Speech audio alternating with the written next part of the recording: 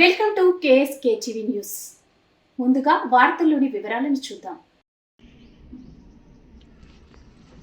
గుత్తిలో నీరజ కొట్టం hotel కాల్చిన గుర్తు తెలియని దుండగులు.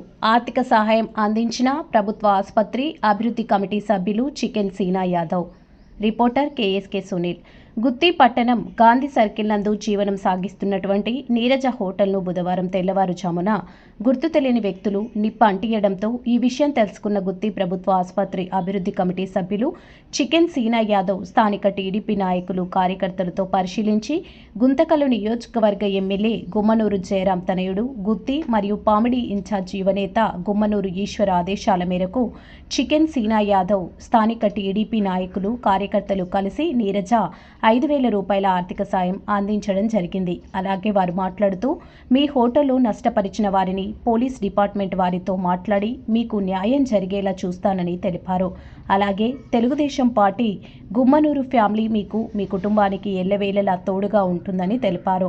ఈ కార్యక్రమంలో 22వ ward store dealer Eeranna Goud, బేల్దారి గోవిందు, 22వ వార్డు దాదా కలందర్ మరియు తెలుగుదేశం పార్టీ నాయకులు పాల్గొన్నారు.